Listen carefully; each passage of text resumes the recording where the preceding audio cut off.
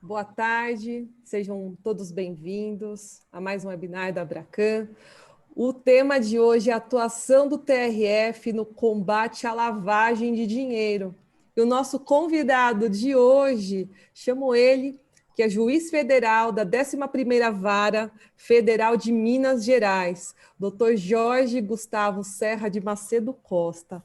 Dr. Jorge, muito obrigada pela presença, em colaborar com esse tema, aqui com a Abracan, nossos amigos de mercado. Agradeço imensamente a sua colaboração e eu gostaria de deixar aqui aos nossos participantes que o doutor Jorge ele vai interagir aqui com vocês, né, nesse bate-papo, e caso vocês tenham dúvidas, podem utilizar aqui o recurso do Q&A. Tá bom, pessoal? Doutor Jorge, estendo a você a palavra a partir de então. Obrigada, bem-vindo. Obrigado, Amanda. Boa tarde a todos. Prazer poder participar novamente, né, desse evento. Na vez passada, nós tivemos aí alguns entraves tecnológicos que pediram a realização daquela primeira live, mas felizmente conseguimos aí reagendar a data para realizá-la hoje. E é um grande prazer participar sempre dos eventos aí da Abracan, ainda que não da forma como gostaríamos, né, em razão aí da pandemia, né, que nós estamos vivenciando. Faremos isso aí de forma remota, de forma virtual, mas isso não retira a importância nem o brilhantismo do evento. Pelo contrário, né, demonstra que mesmo diante todas as adversidades, né, a Abracan sempre com compromisso de fazer esse processo de formação, de treinamento, de reciclagem com seus associados. Então, da minha parte, assim, é um grande prazer participar desses eventos. É uma forma que não só de disseminar um pouco do conhecimento, da vivência que a gente tem, né, no dia a dia do nosso trabalho, mas também uma forma desse intercâmbio, né? Todo dia é dia de aprendizado, todo dia é dia de você conhecer um pouco mais. Essa área, esse tema de lavagem de dinheiro é um tema multidisciplinar. Ele vai muito além das questões jurídicas, né? Requer um conhecimento técnico de mercado financeiro, mercado de câmbio. Então, é sempre importante a gente interagir. E a minha proposta hoje não é de fazer palestra, não é de fazer aula, é de demonstrar ou repassar um pouquinho para vocês do que tem sido decidido no plano da jurisprudência sobre essa questão envolvendo a responsabilização penal dos chamados agentes financeiros. Afinal de contas, são inúmeros casos que passam aqui, né, pela Justiça, pela Justiça Federal, envolvendo lavagem, branqueamento de capitais, enfim. Então, a ideia é passar um pouquinho do que a jurisprudência tem visto, tem interpretado sobre algumas questões. Então, vou fazer aqui uma exposição relativamente breve, coisa de 20, 30 minutos no máximo, para depois justamente entrar na parte mais interessante que eu acho, na parte mais bacana, que é no bate-papo, na troca de informações, perguntas, respostas, enfim, ficaria aqui à disposição, disponível para poder esclarecer qualquer dúvida que eventualmente vocês tiverem, né? Pretendo ser o mais informal possível, né? Realmente transformar isso aqui num bate-papo, numa troca de informação, tá bom? Novamente agradecendo aí ao convite que me foi feito pela Abracan, né? Sempre muito atenciosa, sempre, né, disponibilizando todos os meios para que a gente possa participar dos seus eventos. O que eu gostaria de colocar nessa minha apresentação, como eu disse inicialmente, nesse meu bate-papo, é justamente o reflexo, né, que a jurisprudência tem tido em relação a determinados aspectos do crime de lavagem de dinheiro, especificamente envolvendo a responsabilização, e aí no campo penal, dos chamados agentes financeiros. Por que isso? Porque hoje, nesse contexto atual de globalização, né, de constante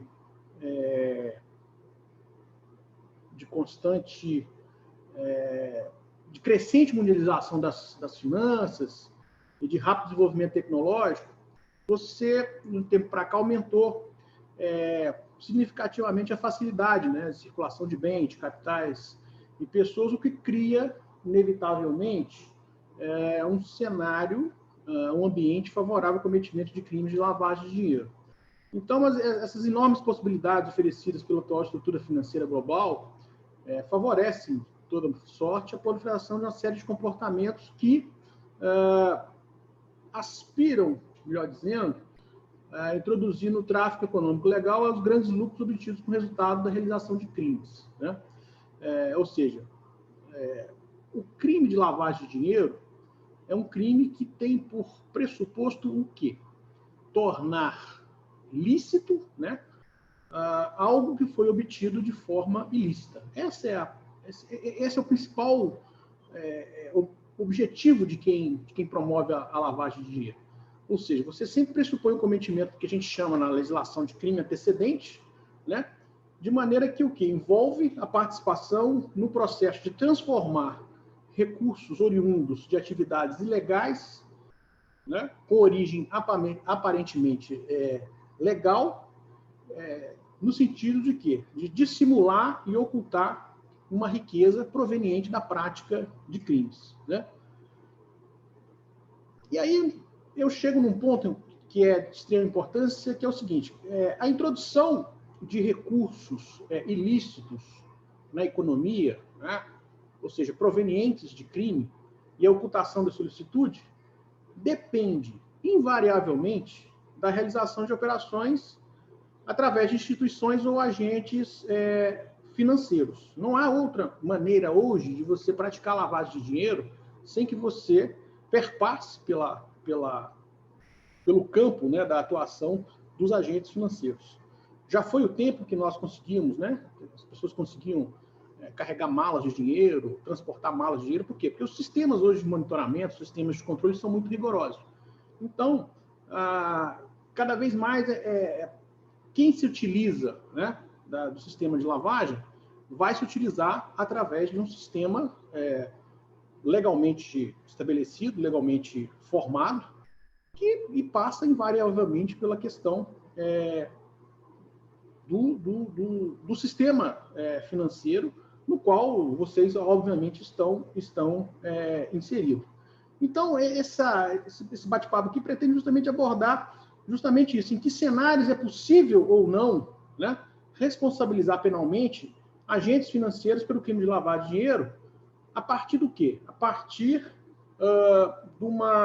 da análise dos riscos inerentes à atividade e dos deveres legalmente estabelecidos a essas pessoas e dos limites da sua participação.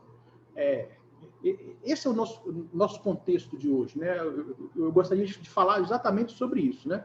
Até que ponto um agente financeiro, né, que atua no mercado de forma legal, de forma formal, de forma estabelecida, pode vir a ser responsabilizado, e aí eu falo em responsabilização penal, criminal, por uma eventual prática de lavagem de dinheiro, quando ele se depara diante de uma determinada operação que ele tem que realizar no exercício da sua atividade, né? Essa que é o mote do nosso trabalho. E aí eu preciso rapidamente passar por um aspecto um pouquinho técnico. Por quê? O crime de lavagem de dinheiro está previsto na Lei 9.613, né? A lei nossa, que é de 1998. E essa lei estabelece o quê? Ela estabelece que o crime de lavagem de dinheiro ele só pode ser cometido a título de dolo. O que é o dolo? Com a intenção, né, do agente, a intenção voltada para a prática do delito consciente e dirigida a um determinado resultado. Então, a pessoa quer produzir aquele determinado resultado. Não existe a prática ou reconhecimento de responsabilidade penal de lavagem de dinheiro por modalidade chamada culposa, mas só por modalidade chamada dolosa. Ou seja, para a condenação criminal nesse caso, é imprescindível a comprovação de dolo, ou seja, de que a pessoa agiu contrariamente ao ordenamento jurídico, né, e com a vontade dirigida, direcionada para a prática do crime de lavagem de dinheiro. E aí nós entramos numa discussão interessante. Por quê? Nós temos um marco, que é um divisor de águas em relação ao reconhecimento. E quando eu falo um divisor de águas, um marco, eu falo do ponto de vista da interpretação que a jurisprudência vem dando a esse tipo de situação, né? E esse divisor de águas pode ser reconhecido, pelo menos na minha leitura, isso é um pouco controverso, há autores autores abalizados que entendem que não, mas, no meu modo de ver, há um julgamento específico que alterou de forma bastante significativa essa interpretação, que se deu com o julgamento da famosa ação penal 470 pelo Supremo Tribunal Federal, que foi o chamado crime aquele caso do mensalão. Foi julgado, na sua grande parte, pelo Supremo Tribunal Federal, que é o órgão de cúpula, o órgão máximo, né, de interpretação dentro da estrutura do Poder Judiciário brasileiro, e a quem cabe, obviamente, dar a última palavra no que diz respeito à interpretação da nossa Constituição e dos temas que são mais importantes. Até o julgamento do mensalão, dessa ação penal 470, a jurisprudência era muito tranquila, no sentido de entender que, para a condenação ou para a responsabilização de um agente financeiro pelo crime de lavagem de dinheiro, era necessário que se fizesse uma prova, né, robusta, uma prova bastante contundente, de que o agente financeiro ele agiu, primeiro, motivado com o interesse deliberado da prática de lavagem, ou seja, de ocultar e dissimular o recurso que lhe foi repassado. Ele faz parte, né, do processo, da etapa do processo de lavagem de dinheiro, e de que ele tivesse pleno conhecimento da origem ilícita do recurso, né? Obviamente, se o agente conhecia a ilicitude de recurso e voluntariamente contribuiu para o processo de lavagem de capitais, ele se torna responsável penalmente pelo crime de lavagem de dinheiro. Ou seja, para a condenação penal, era imprescindível a comprovação do dolo, né? Pois se restasse alguma dúvida quanto à existência de que ele não tinha conhecimento pleno de que aqueles recursos para os quais ele estava, de alguma forma, atuando, no sentido de ocultar ou dissimular, tivessem origem ilícita, espúria, ele viesse a ser condenado pelo crime. Então, eu vou tentar aqui, de forma, né, bastante simples, tentar exemplificar, né? Alguém que chegasse numa corretora de câmbio, fizesse uma operação vultosa de remessa de recursos, né?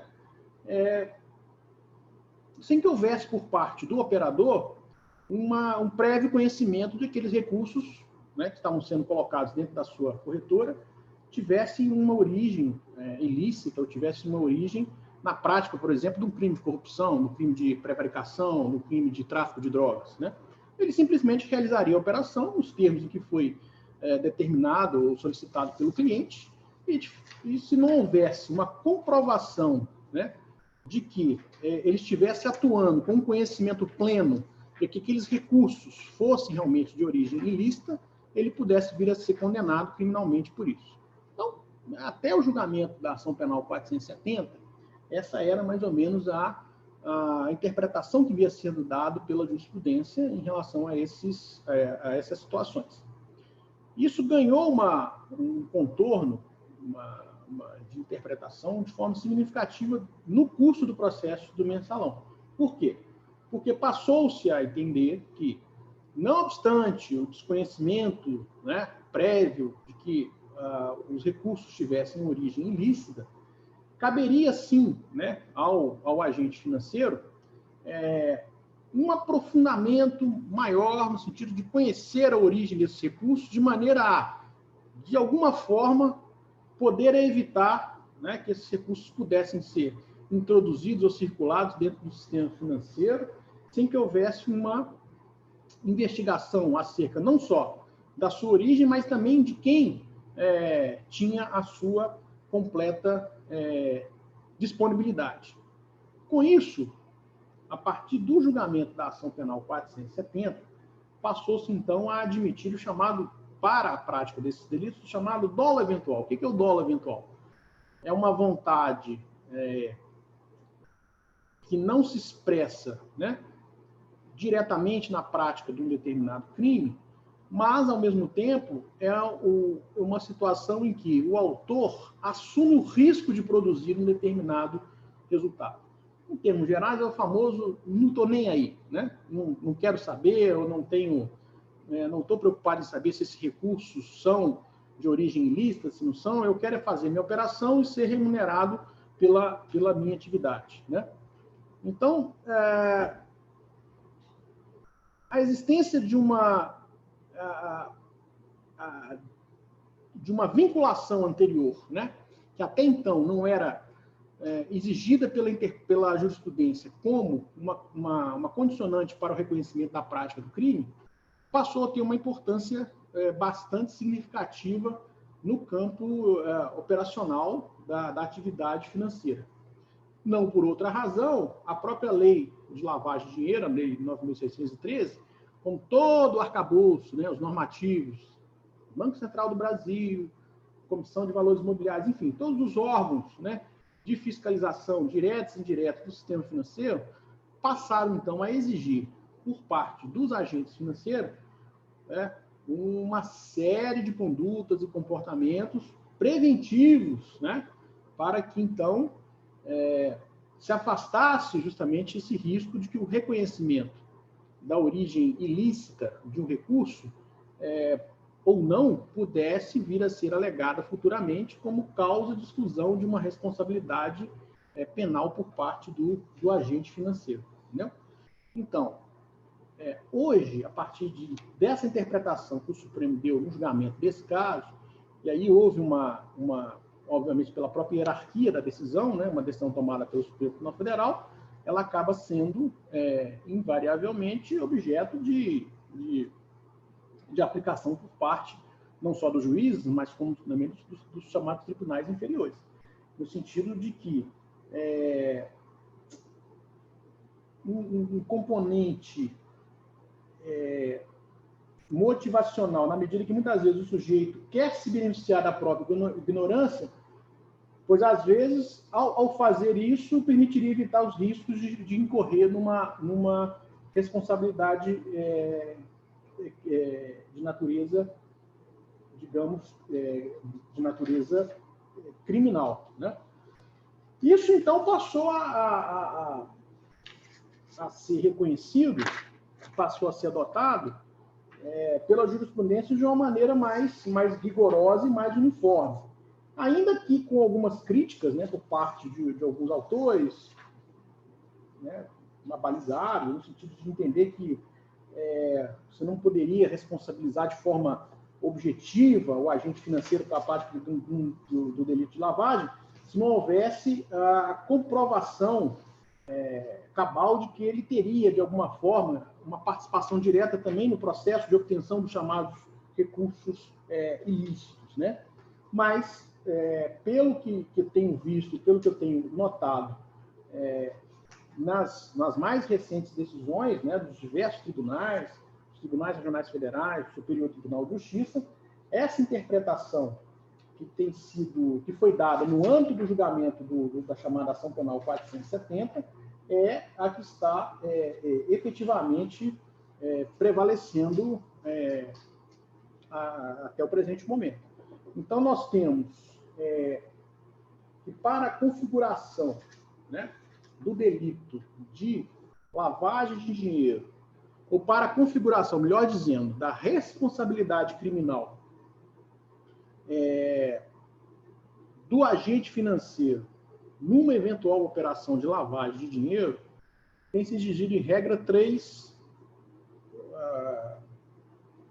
situações concomitantes. A primeira delas, a ciência do agente quanto à elevada probabilidade de que os bens, direitos ou valores envolvidos em determinada operação sejam provenientes de crime, né? Ou seja, o agente ele tem que ter o faro mínimo de perceber que os recursos ali envolvidos tenham uma origem minimamente estranha. Segundo requisito, é que ele atuou de forma, digamos, indiferente a esse conhecimento. Tá? Ou seja, o famoso não estou nem aí. E o terceiro é a chamada escolha, e aí nós entramos no campo do chamado dolo eventual, na escolha deliberada do agente em permanecer ignorante a respeito de todos os fatos, quando possível a outra alternativa, ou seja, quando era possível a ele agir de forma contrária a esse comportamento. Mas, na verdade, cumprido essas três situações de forma concomitantes, você abre, então, espaço, né? Claro que nós estamos aqui trabalhando em aspectos, né, falando em tese, não é? Mas, a partir do momento que essas três situações são colocadas, ou seja, a ciência do agente conta a elevada probabilidade de que os bens, direitos e valores envolvidos sejam provenientes de crime. A segunda delas, que é o atuar de forma indiferente a esse conhecimento. E a terceira situação é ele permanecer ignorante a respeito desses fatos, não agir minimamente no sentido de tentar comunicar às autoridades competentes, enfim, se está diante de uma suposta operação de lavagem de dinheiro. Então, quando você percorre essas três situações, abre-se, então, um campo fértil, né, para que haja a responsabilidade criminal do agente financeiro que, eventualmente, se envolva numa operação financeira cujos recursos sejam de origem ilícita. Né? Então, exemplificando, chega alguém na sua corretora querendo fazer uma operação de remessa de valores em quantia bastante significativa para o exterior. Né? Qual é o seu comportamento nesse exato momento? Qual o seu dever de agir nesse instante para que, futuramente, né, se entrar se instaurar uma investigação acerca dessa operação, até que ponto houve ou não conivência por parte do agente financeiro, no sentido de entender que aquela operação era uma operação arriscada, uma operação incompatível, uma operação que não oferecia o grau suficiente de segurança para ser realizada, mas, no entanto, foi realizada por um desejo, uma cobiça na obtenção do lucro fácil. Né?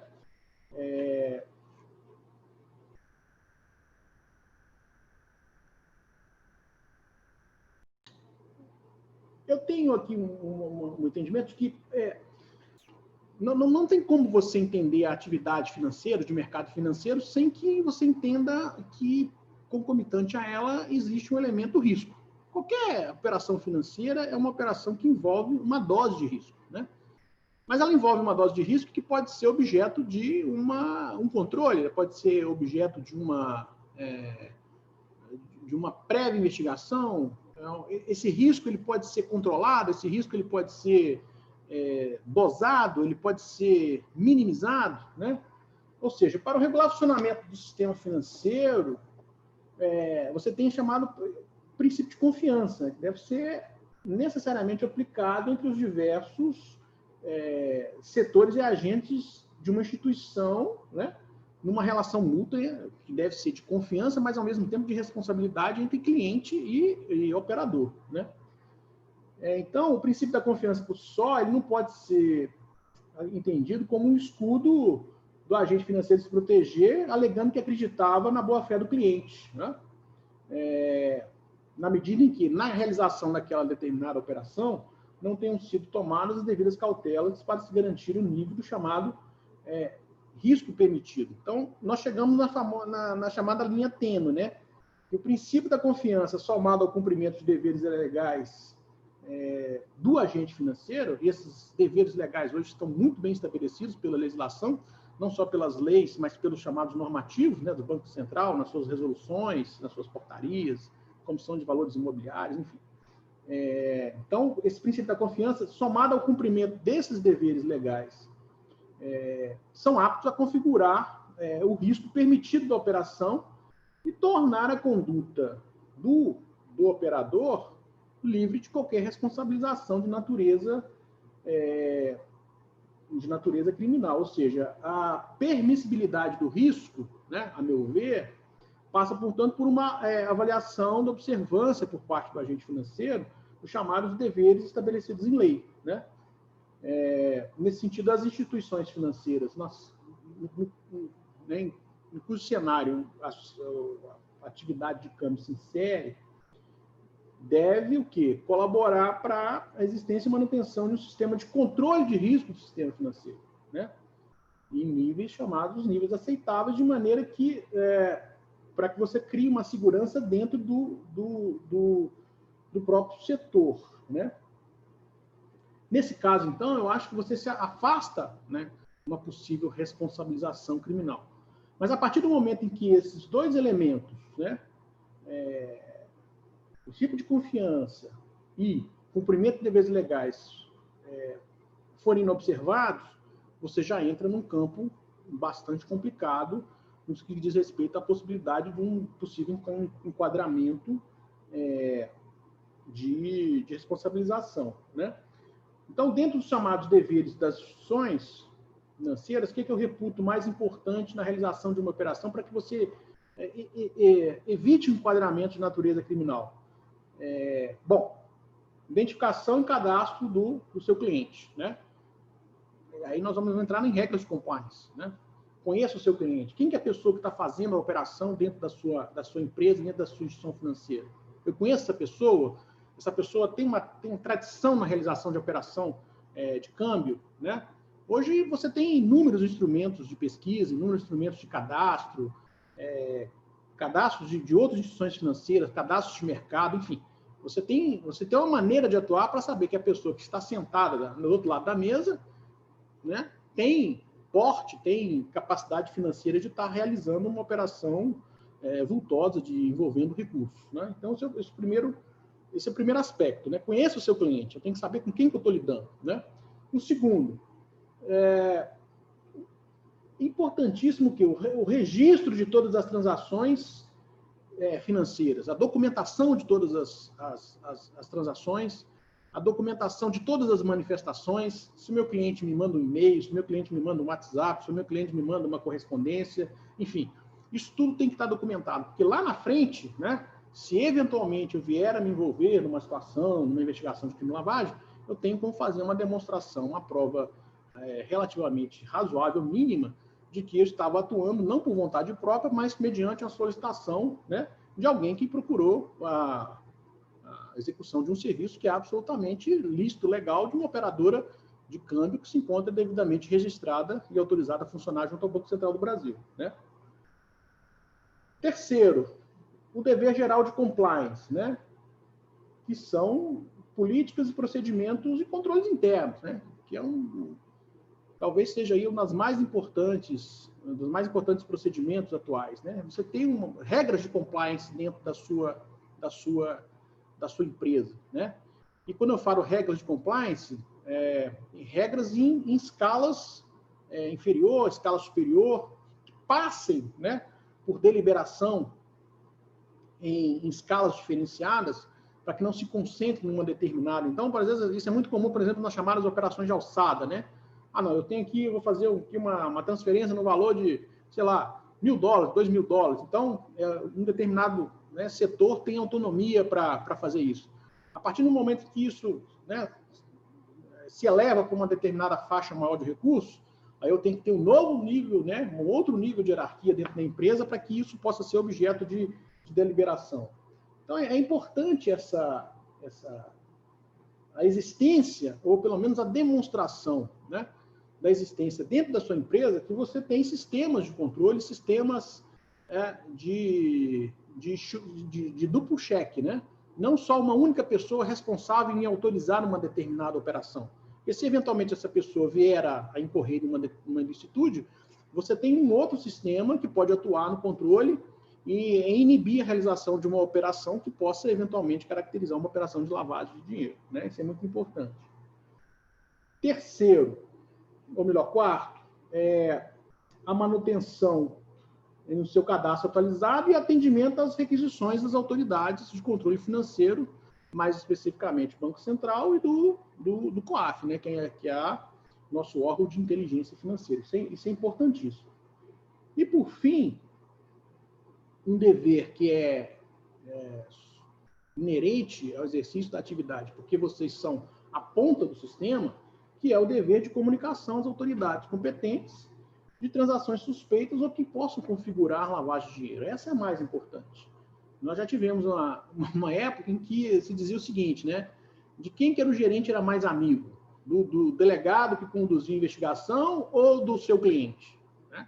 Já houve um tempo, talvez, que o gerente era mais amigo do cliente. Por quê? Porque ele tinha interesse, né? Talvez econômico, financeiro, mas estou falando isso em termos genéricos, tá? Só para a gente tentar exemplificar o que era antes e o que é hoje.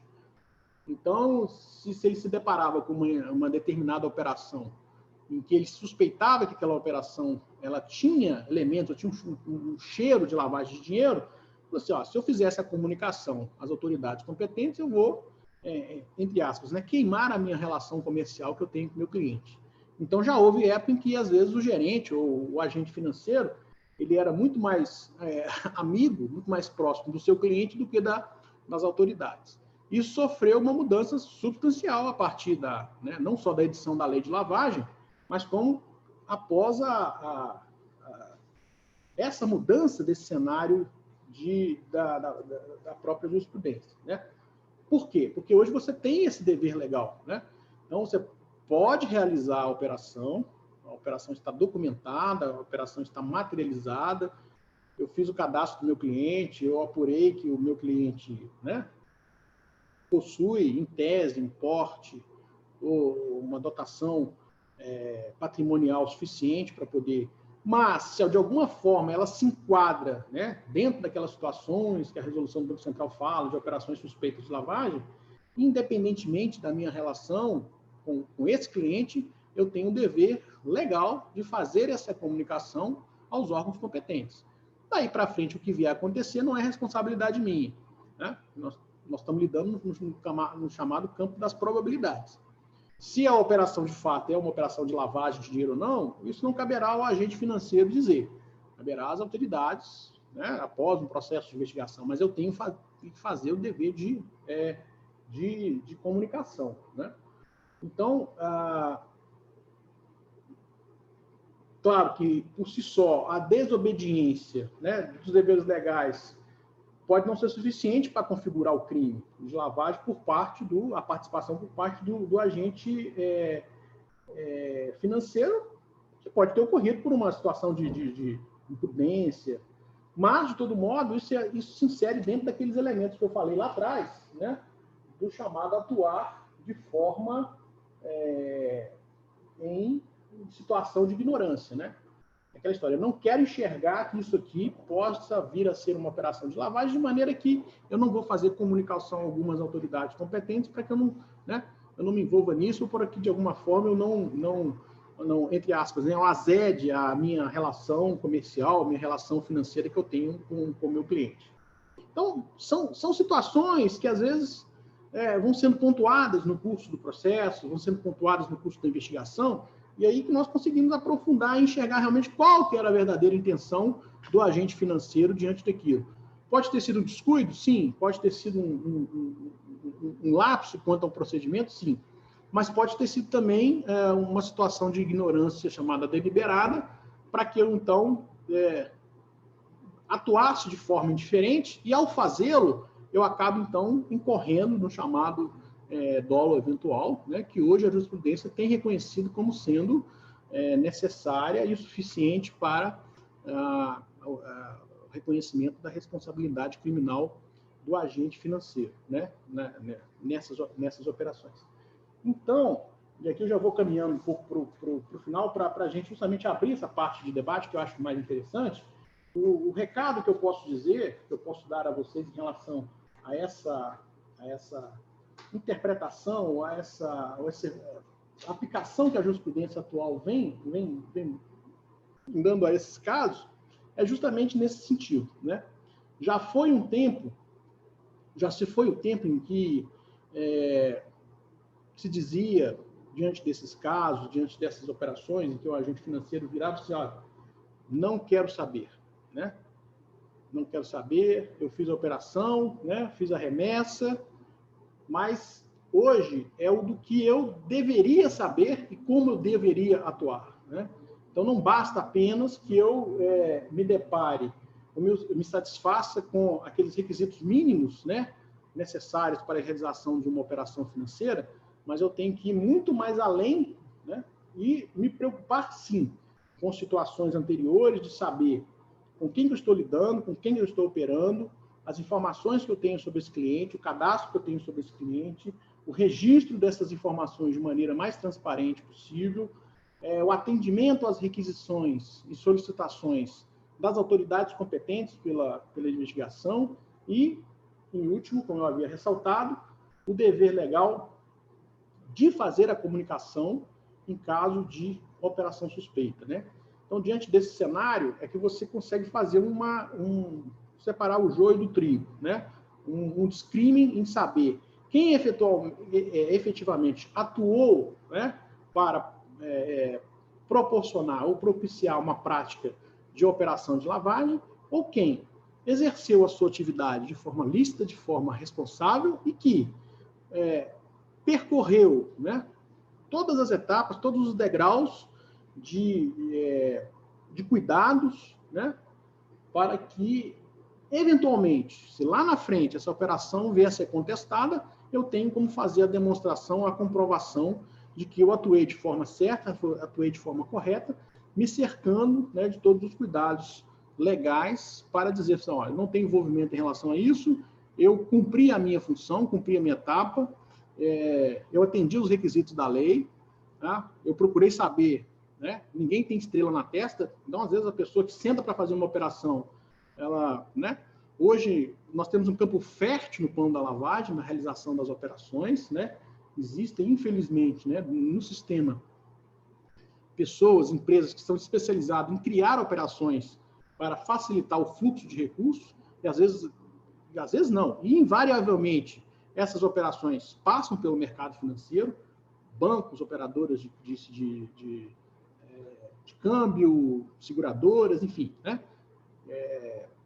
Porque é o crime do momento, né? A atividade criminosa, ela necessariamente produz lucro, né? Eu costumo dizer, nas minhas apresentações, que a lavagem de dinheiro, ele é o quê? É o oxigênio da atividade criminosa. Sem que você tenha um bom esquema de lavagem de dinheiro, você não consegue manter em atividade um esquema criminoso, né? E quando eu falo esquema criminoso, a gente não pode só entender os esquemas criminosos violentos, né? Mas são os esquemas criminosos sofisticados, sutis, que não despertam, né, a atenção, que são realizados mediante sofisticados sistemas eletrônicos, sofisticados sistemas de remessa de recursos. Então, todo agente financeiro, né, tem que estar extremamente preocupado com isso, porque, como eu volto a dizer, vocês são a ponta, né, infelizmente, é o grupo mais exposto a esse tipo de assédio, né? Não tem como alguém lavar dinheiro de maneira eficaz, principalmente em recursos maiores, sem se valer de uma determinada instituição financeira, né? Isso já está mais do que provado e comprovado. Ninguém hoje consegue, né, mediante, vamos supor, um esquema eficaz de corrupção, fulano recebeu 2 milhões, né, dinheiro de corrupção por uma determinada participação numa licitação fraudada. Ninguém consegue colocar hoje 2 milhões dentro de uma mala e sair do país com 2 milhões. Né? Não passa do aeroporto. E os sistemas de controle são extremamente rigorosos. Então, ele vai fazer o quê? Ele vai fazer uma forma de se desgarrar desse recurso, né? Se desprender desse recurso, fazer a sua dissimulação, a sua ocultação, de maneira a que esse dinheiro ou que esses recursos ilícitos comecem a ser dissipados, né? Fracionados, para que lá na frente ele consiga ser revertido em benefício de quem praticou o delito. E isso passa pela utilização, invariavelmente, do mercado financeiro, das instituições financeiras que têm que se preocupar, né, adotar esses escudos de controle, porque hoje é o que prevalece no plano da jurisprudência dos nossos tribunais. O descuido desses deveres por parte do agente financeiro não pode ser mais entendido, né, como um simples desleixo como um simples relapso, mas ele pode ir muito mais além e caracterizar um eventual envolvimento, um eventual reconhecimento de responsabilização criminal pela prática do crime de lavagem, ok? Então, em tese, assim, gente, de forma muito rápida, que são, né, avancei quase 40 minutos na apresentação, era o recado que eu tinha para dar sobre essa posição que a jurisprudência vem adotando em relação a esse tema, né? E me colocando aqui à disposição para eventuais perguntas, né? Que é a parte mais interessante dessa nossa participação, que é justamente essa troca de informações, tá? Agradeço a atenção de todos e me coloco à disposição aí para eventuais esclarecimentos ou eventuais dúvidas, tá bom? Muito obrigado. Olá, doutor. Nós já temos aqui algumas perguntas dos nossos participantes. Primeiro aqui já muitos elogios. A Miriam Tavares está agradecendo a sua palestra. Muito esclarecedora essa webinar. Parabéns à Abracan e especialmente ao excelentíssimo doutor juiz. Sugiro que essa palestra seja enviada integralmente a todos os associados. Obrigada, Miriam. Volto a dizer, esse é um campo pelo qual, né, ele é apaixonante, né, bem entendida a minha expressão, né, porque é um campo multidisciplinar. Né, são situações que não se resolvem só pelo conhecimento jurídico, né, claro que isso é importante, mas é um aprendizado cotidiano. Então, assim, essa troca de informação é muito importante, né? E para mim não deixa de ser um aprendizado, né? O mercado, por exemplo, o mercado de cama é um mercado extremamente dinâmico, né? Mudanças praticamente quase que diárias de normas, de informações, e a gente às vezes não consegue acompanhar isso. Então, na verdade, às vezes participando disso, eu mais aprendo do que efetivamente ensino alguma coisa a alguém, nem tem essa pretensão. Então, para mim, é muito gratificante poder... Né, na verdade, eu só procuro apresentar um lado da moeda e dizer o que tem acontecido, né, no campo jurídico em relação à interpretação da jurisprudência nesses casos que eu citei. Doutor, nós temos aqui algumas perguntas, não sei se será possível dirimir aqui todas, né, mas dentro do possível eu vou colocá-las aqui conforme nossos participantes enviam. Eu tenho aqui a participação de Odilon Dutra Júnior. Odilon, obrigada pela sua presença, obrigada pela sua pergunta. Imagino que a pergunta dele seja até comum a outros agentes da área de câmbio. Ele coloca dessa forma, doutor, só para entender, em tese, a condenação de uma corretora de câmbio como agente lavadora de dinheiro com dolo seria apenas se não houvesse feita as diligências de verificação? Talvez, como eu falei, não só isso. Às vezes, diligência de verificação ela é uma etapa do processo, né? Mas ela por si só, o simples fato dela não ter sido feita, não implica num reconhecimento automático de uma responsabilidade criminal, né? Você tem outras etapas a cumprir. Então, se não foi feita essa diligência, mas se foi feita a comunicação de que uma operação é suspeita, ou de que foram feitos os registros dessa operação, ou de que eu tinha, dentro da minha instituição, regras de compliance para tentar entender se o cadastro desse cliente indicava que ele tinha porte financeiro para poder realizar essa operação, enfim, se eu me cerquei minimamente desses outros detalhes, né, eu consigo fazer a demonstração de que eu não tive, né, intenção e minimamente assumir o risco de fazer uma operação de lavagem de dinheiro. Então, a gente não pode adotar apenas um item de forma isolada, né, ou um descuido operacional, que eu volto a dizer, né, o crime de lavagem de dinheiro é um crime que não é punível a título de culpa, é punível a título de dolo, ainda que hoje a jurisprudência tenha evoluído para entender o dolo eventual como sendo justamente essa que na doutrina do direito americano eles chamam de doutrina da cegueira deliberada, ou seja, eu quero entrar numa situação propositadamente de cegueira para não ter que me envolver, saber se esse dinheiro tem ou não origem ilícita. Então, eu quero ficar, né, enfiar minha cabeça dentro da terra e não quero saber quais são as consequências que isso pode gerar, né? Então, há uma distância muito grande entre isso e o descuido no registro ou na anotação de uma determinada operação para fins de reconhecimento de responsabilização penal, muito embora isso possa gerar uma responsabilização de natureza administrativa, né? Mas cujos requisitos são muito diferentes da responsabilização de natureza criminal. Então, diante disso, você sofrer uma sanção administrativa, uma multa, né, por parte do COAF, por parte do Banco Central, tudo bem.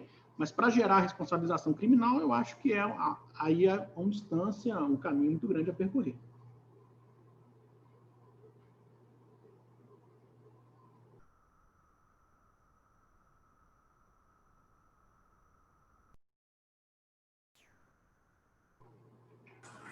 Amanda, seu microfone está no mudo.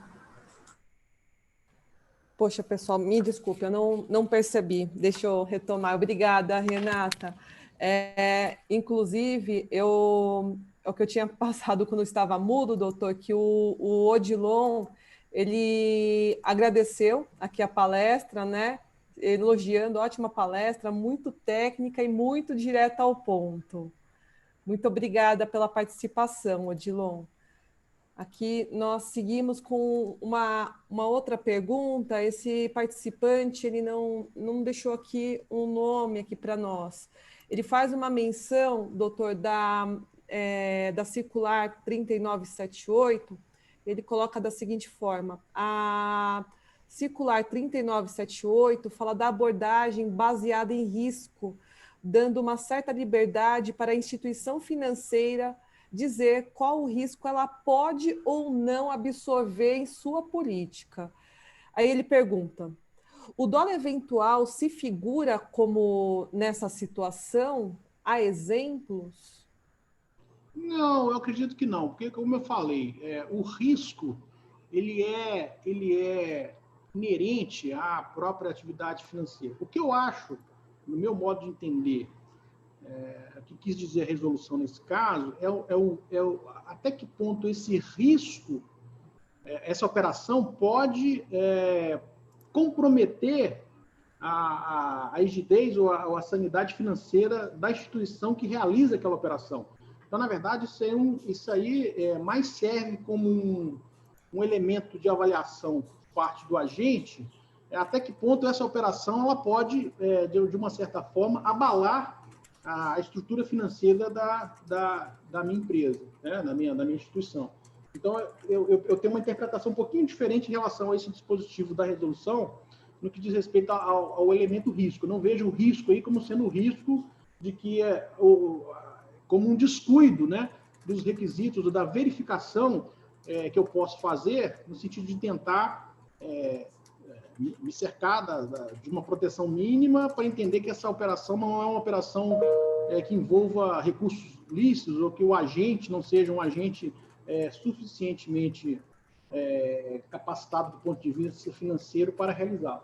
Mas eu vejo como um risco inerente à própria estrutura e à rigidez financeira da instituição, no sentido de acatar ou não a operação para ser realizada. Então, eu entendo como sendo de conceitos distintos, né? Perfeito, doutor.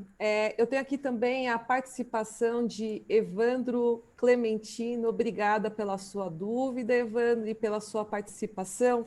E ele gostaria aqui de entender a visão do doutor. Ele coloca: excelentíssimo, a atividade do mercado financeiro é extremamente regulada. Em um mercado tão sensível e regulado, porque necessário, como Vossa Excelência vê a atividade dos agentes autônomos? Vossa Excelência entende possível o conceito e exercício da autonomia na ponta do mercado em um mercado tão regulado?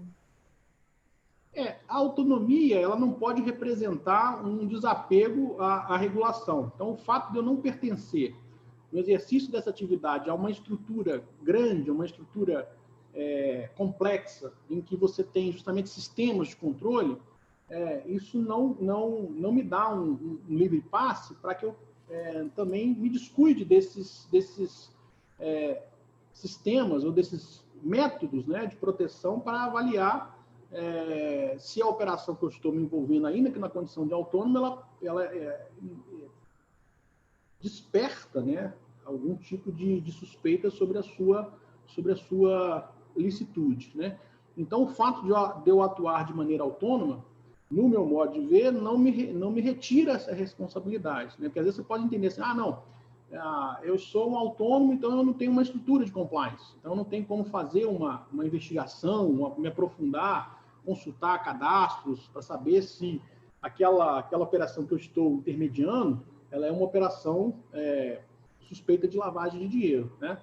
A partir do momento em que eu estou inserido dentro do mercado, eu estou autorizado a atuar, eu tenho que me submeter ao seu regramento, né? Então, a participação, né, talvez, num sistema ou numa estrutura menos complexa, né, por parte de um agente autônomo, a meu ver, não o isenta também de que adote ou tome as cautelas necessárias para verificar se aquela operação que eu estou intermediando, ela tem também, desperta elementos de suspeitas de lavagem de dinheiro.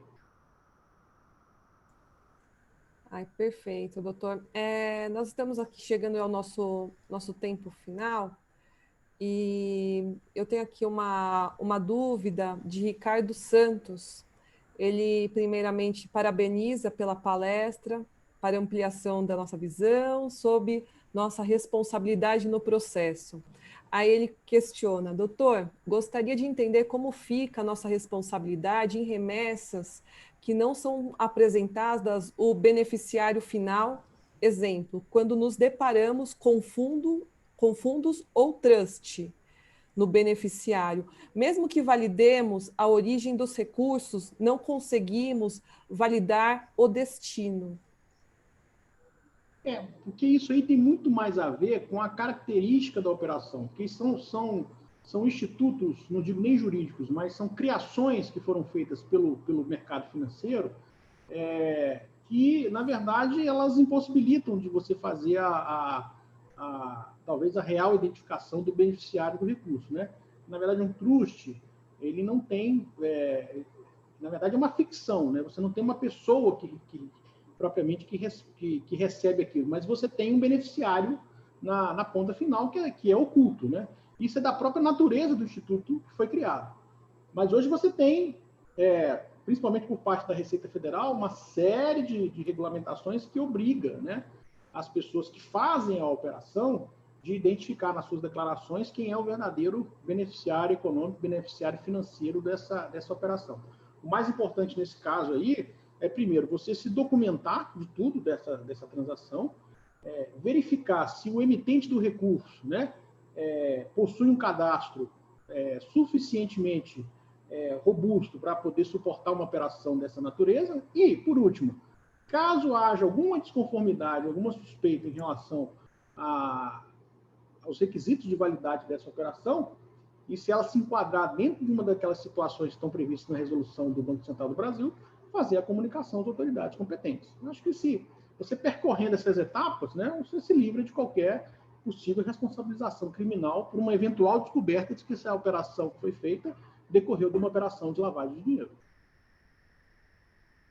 Doutor, mais elogios chegando aqui. Gostaria de agradecer a participação da Jamile Alves. Ela coloca que enriquecedora essa palestra. Parabéns ao doutor Jorge Gustavo e à Abracam por esse evento. Muito obrigada. Obrigada a você também, Jamile, pela participação e pela presença. Eu tenho aqui mais uma colocação aqui, imagino que seja uma dúvida, de Wilson Ometo. Ele coloca da seguinte forma: atualmente há organizações que negociam criptoativos livremente, sem autorização de autoridade supervisora. Tal fato não se caracteriza crime? Isso, na verdade, ainda é um chamado, nós brincamos, que é chamado buraco negro. Esse mercado de criptomoedas é um mercado ainda extremamente volátil e sem regulamentação, né? Nós estamos num processo ainda de conhecimento dessas operações e de estruturação, né, de um sistema de controle que seja minimamente eficaz para poder saber lidar com esse tipo de operação, né? Isso é uma metodologia, uma invenção muito recente, né, do sistema financeiro, não digo nem brasileiro, na verdade, do sistema financeiro mundial, e ainda há um grande desconhecimento sobre essa metodologia, a forma como se faz o registro dessas operações, o controle dessas operações. Então, assim, eu posso dizer que hoje, no plano da jurisprudência, nós não temos relato, né, nenhum ainda sobre, não houve tempo ainda para que essas operações pudessem se transformar, né, em algum arcabouço de conhecimento jurídico que a gente pudesse dar uma opinião mais abalizada sobre isso, né? Ainda, como se fala, é um buraco negro que está sendo objeto de estar despertando muita atenção das autoridades financeiras, justamente porque é um sistema em que, primeiro, você não tem um controle da atividade, e segundo, o que é o pior, que você não tem a identificação das pessoas que participam da operação. Então, são duas situações que tornam um campo extremamente fértil para que você possa utilizar esse tipo de sistema, que ainda é muito desconhecido, para lavar dinheiro, entendeu? Então, é difícil dar uma opinião abalizada sobre isso, porque realmente é um campo ainda muito desconhecido de todos nós, e que ainda está sendo objeto, né, de forma bem embrionária, da regulamentação das autoridades financeiras no país. Entendeu? Obrigada, Wilson Meto, pela sua pergunta e a sua participação. Doutor, eu gostaria de finalizar aqui, por conta do nosso tempo mesmo, do evento, com uma dúvida da Jane Castro.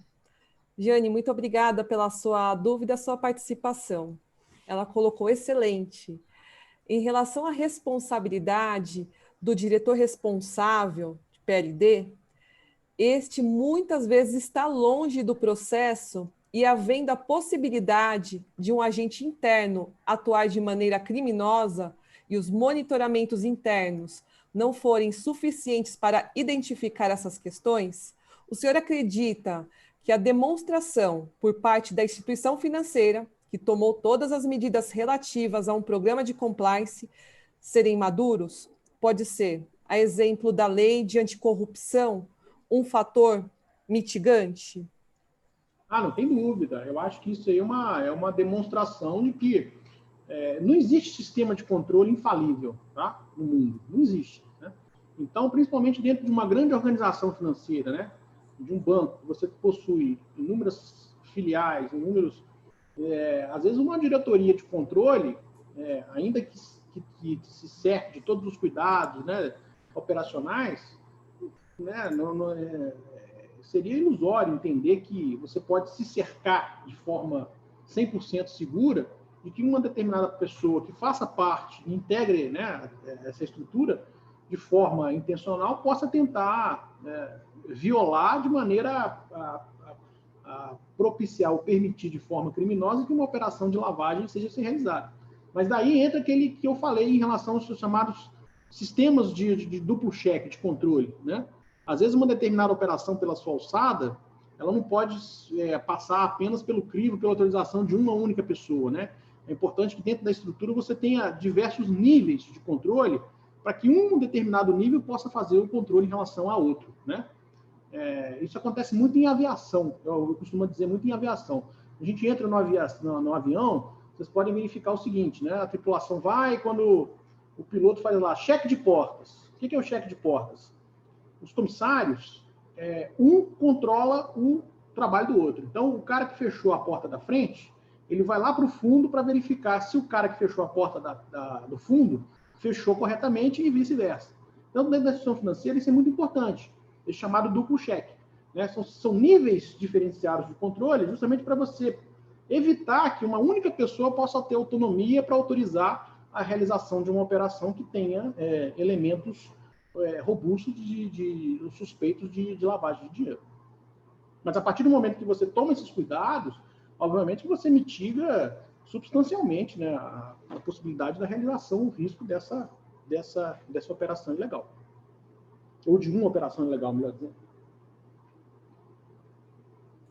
Doutor, mais uma vez agradecer aqui a sua presença e essa webinar tão elucidativa a respeito desse tema, que muitos participantes continuam agradecendo, elogiando e enaltecendo a presença do senhor conosco.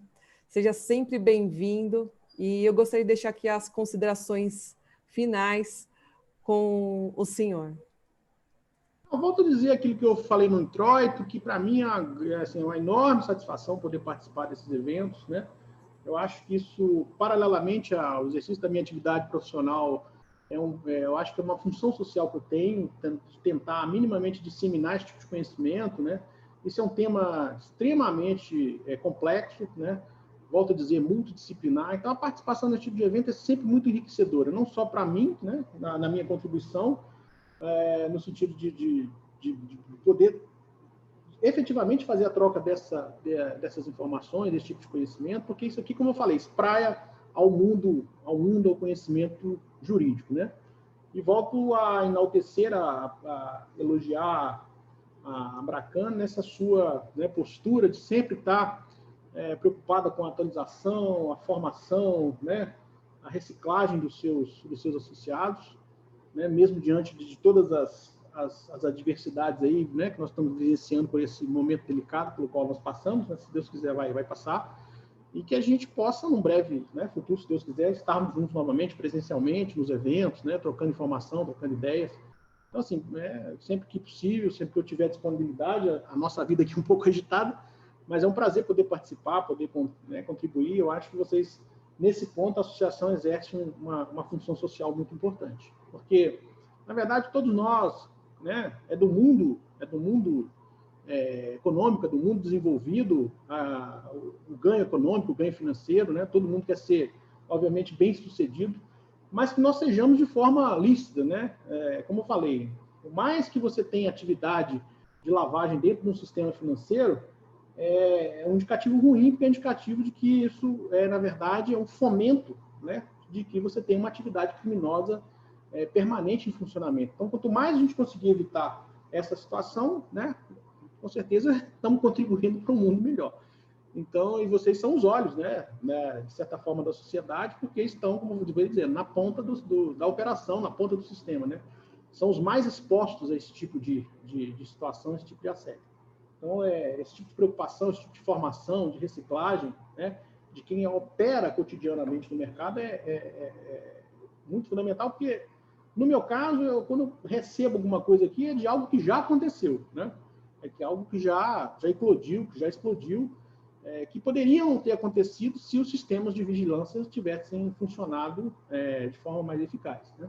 Então, vocês são os olhos da sociedade nesse sistema, né? Daí a importância de que atuem, né, com a maneira mais rigorosa possível, com a maneira mais transparente possível, e para isso você precisa efetivamente de capacitação, né?